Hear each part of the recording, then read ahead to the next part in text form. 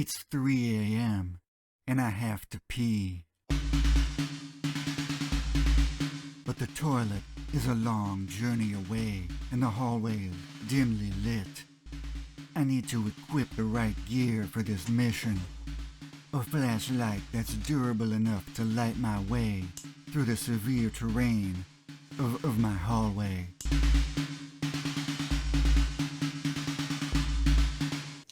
What? Oh, come on, man. But, I want to LARP as an operator.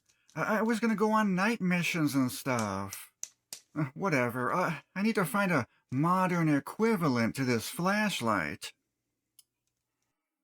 Hey guys, so I think I found the grandson of that Fulton angle head flashlight that we upgraded a while back. This is the Streamlight Sidewinder, and as you can see, it is way more compact than the Fulton. It's only like 3 inches tall.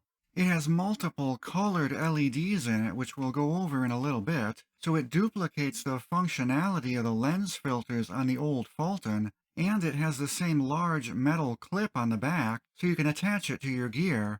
It clips nicely onto your shirt pocket, a molly strap, your belt, whatever, lighting the way in front of you hands-free. And unlike the Fulton, the clip on this guy rotates, so you can even clip it to the brim of your hat and use it as a headlamp. That's usually how I use it. I think those headband-style headlamps are uncomfortable, but clipping this little guy onto my hat is no problem. The super cool feature on this is that it works with multiple batteries, so you can use CR123, AA, or even AAA. How do they do that when the batteries are completely different sizes? Magic. So a short CR123 battery sits in here just fine, but when we take this guy out and try to put a longer AA battery in there, it's spring-loaded. It retracts down to allow it to fit deeper. Pretty nifty. And this thing has some sort of voltage detection circuit built into it that allows it to work with both 3-volt and 1.5-volt batteries. The light output is slightly lower when you're using 1.5-volt batteries like the AA, but it's not that noticeable. Now they only advertise this as working with CR123 or AA batteries, but I found a AAA battery fits in there fine just as well. It just probably won't run for as long. So no matter where you are, you should be able to scrounge up a battery that'll work in this thing. To actually use it, it has a odd user interface. There's this ring thingy here that you lift up and rotate to select the modes. You can kind of see here it has a W printed at the front of the light. That means we're in white light mode.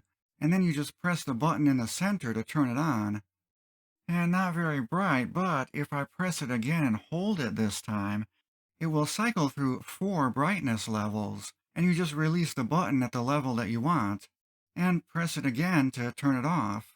It also has a strobe mode if you double-click the button, which I think is kind of stupid. I hate when you accidentally turn on the strobe mode, but whatever. If we rotate the ring thingy over to the letter R, now we get red light, which is good for reading maps in the dark as it's easy on the eyes and doesn't blow out your vision. The B is for blue light, which I don't really have a use for, but you'll notice that when it's in the blue position, there's a little nubbin on the ring that points to the words IR safe on the side. Apparently the blue LED doesn't emit infrared light, so it won't get picked up by night vision devices. Interesting, but again, kind of useless for me.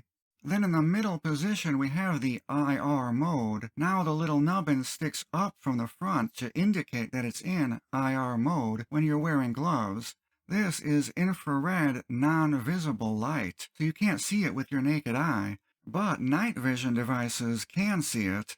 So I'll turn off the lights in the shop here and turn on the night vision so you guys can see. Now you guys can see the light because of the night vision, but I can't see anything in here since it's dark, and I'm not the one wearing the night vision. As far as brightness goes, it's not super duper bright. It's 55 lumens at full power, which I actually like. It's just the right amount of light to light your way in the dark, which is all 90% of us need. Be honest, we all just want stuff like this because it looks cool. You're not gonna go on a stealth mission in frickin' Venezuela or wherever with this. The red and blue LEDs are really only for close-up illumination. They're not really that bright at all. And I don't think I've ever actually used them for anything on mine. The Sidewinder runs for 80 bucks on Amazon, which I think is a little too expensive. I got mine from a military surplus place a few years ago. I don't think I even spent 30 bucks on it tops. They have other variations as well, like one with a 275 lumen super duper bright LED, and one that has a green LED in place of the IR one, as well as accessories like helmet mounts and a headlamp strap. Streamlight says that these are assembled in the USA, but there's no USA markings or anything stamped on it. It does have a super cool look to it, and it duplicates the functionality of the old school angle headlight in a much smaller package, and I do like that it can run on multiple battery types.